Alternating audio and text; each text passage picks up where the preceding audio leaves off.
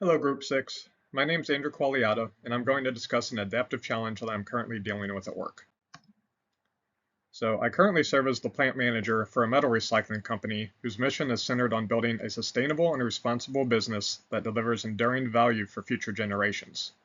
And in addition to the company-wide mission statement, we also maintain a distinct safety mission, which highlights our commitment to ensuring the safety and health of employees by fostering a work environment that minimizes accidents, injuries, and health concerns. The core principle of this mission is encapsulated in the motto, "Everyone goes home safe every day." And the core challenge that I'm facing right now is that not all employees view safety as their foremost priority. Safety impacts every employee at the company, but the largest effect is on the employees working in the plant and their leaders. In our plant, we have 10 different shredders, a rotary furnace, and many different types of sorting machines.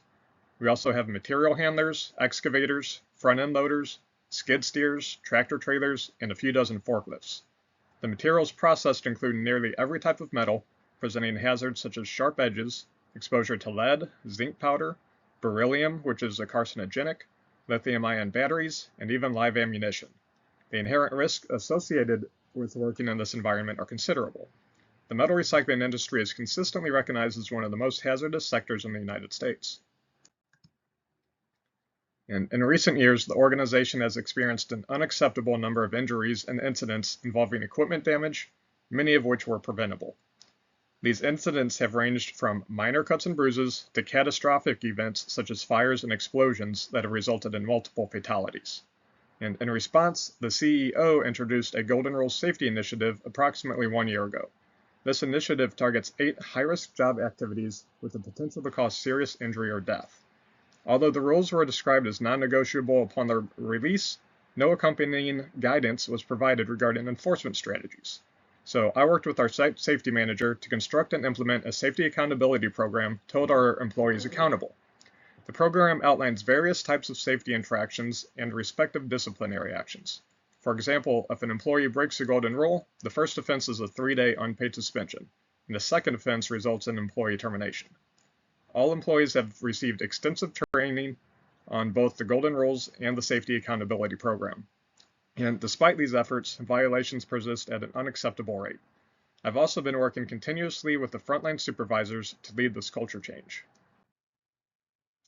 The safety manager has performed effectively in delivering hazard recognition training. When questioned, employees can accurately identify hazards and describe appropriate safe work practices. However, during routine operations, they often disregard these procedures or assume that the guidelines do not apply to their specific situations.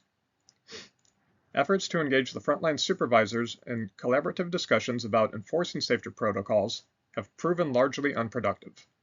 Meetings frequently devolve into unconstructive finger-pointing and disputes over comparatively minor safety concerns rather than addressing the critical issues at hand. When I've requested financial support from the business unit president to mitigate the key safety risks, the response has often been marked by reluctance, particularly for expenditures that do not directly contribute to revenue generation. I've consciously avoided circumventing the chain of command by independently approving purchase orders to resolve the safety issues, as I believe this would be ethically inappropriate. Despite the numerous strategies I have employed, it is disheartening to observe a widespread lack of ownership regarding employee safety. It appears that many supervisors are unwilling to ensure that their team members work in a safe manner, and that upper management is not as committed to improving the safety culture as their public statements suggest.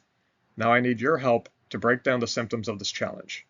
Help me find the root causes and distinguish between the technical aspects and the adaptive aspects. Then brainstorm action options that I can try out to address this problem.